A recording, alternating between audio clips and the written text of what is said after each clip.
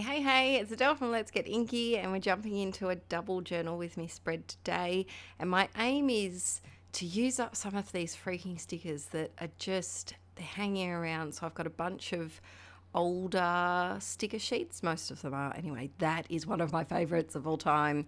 That's the Notes and Things collection from Crepe Paper, which I think that was one of the first collections that I ever got when I started scrapbooking.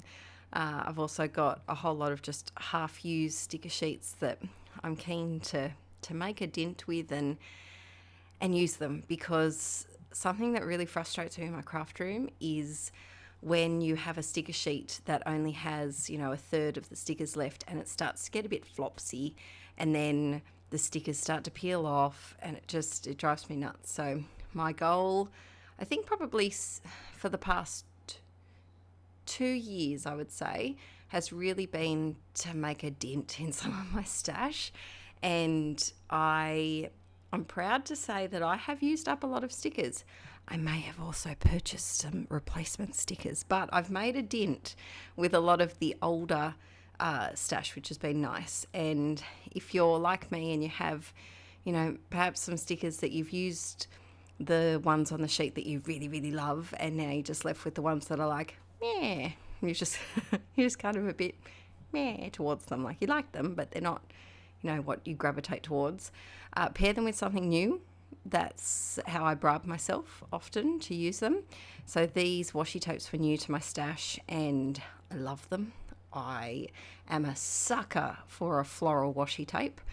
And I absolutely adore them. I asked recently, actually, in a Patreon video that I just did for a new 12-month journal project, for washi tape store recommendations. So please let me know where you get your floral washi tapes from, because your girl might need to treat herself. It's my birthday coming up in a couple of months, so maybe they can be a birthday present to myself.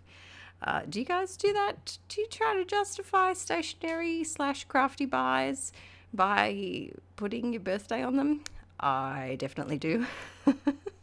So you can see here, I am gluing all of my washi tape down because I just don't trust stuff. I have had many a time where the washi tape has just decided to ping off the page. It's just done. It's just done with being adhesed. Adele, use your words.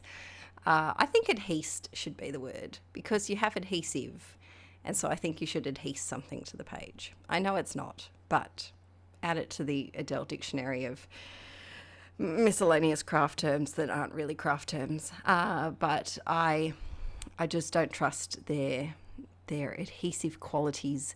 I think just also because we're in summer at the moment here in Australia, it is freaking humid, peeps. Oh, it's very, very hot.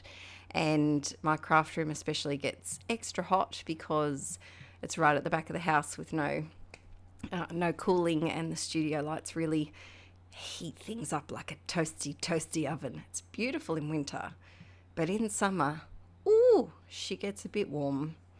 So while I've been rambling on about made up words that don't make sense, I am going through my sticker sheets, and I went with a bit of a blue theme here. These photos didn't particularly have a dominating colour except for black and white. There's a bit of a hint of purpley pinkies in that bottom picture, but I decided to go with the blue, and I find that that's a great kind of motivation to use up older stickers as well, is sticking to a specific colour palette, because if you have stickers that you're not a huge fan of, you can make them work by making it look cohesive and like it all belongs together. That's how my brain sees it. Anywho, so I've used my Tombow dual brush marker to do a little title, and then I've got my Pilot G207 pen as usual. And I just find that when I outline it, it just gives it a real pop. I have tried to not outline my brush lettering in my traveller's notebook, but I think it's just my thing now, and I do prefer it. I like that, the big contrast. I'm trying to do more journaling in my traveler's notebook. I think, when did I mention this? Might have been a few videos ago. I was talking about flipping through my first editions. I think this is number 4. I think it's number 4.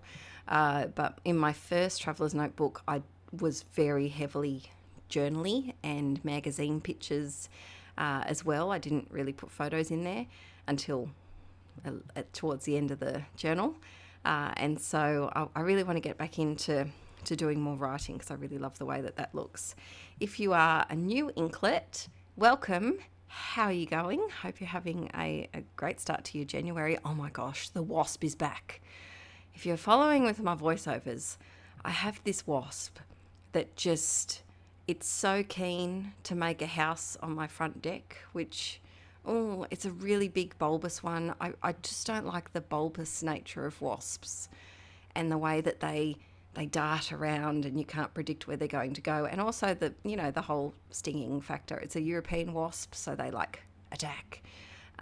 But sorry, I got very distracted by the giant bulbous wasp body passing past my window. But yes, if you are a new inklet, hi, welcome. We have tangents. We do a lot of tangents over here. And I have flip throughs for my first few traveler's notebooks if you want to go back and have a look at those. And then, of course, this is number 60. So there's a lot of journal with me videos and tangents galore to catch up on if you need something to pop on in the background while you're journaling. So then I've got a little photo of the buns. So this is Poppet and Frida, who were our bunnies. And sadly, we don't have them anymore. They both lived, we got them when they were, I was going to say puppies.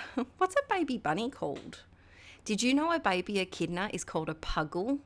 Isn't that the cutest little name ever? A puggle. What's a baby bunny called? Riddle me that in the comments, peeps. Or what do you think a baby bunny should be called? I think it should be called like a binky or something cute and fluffy.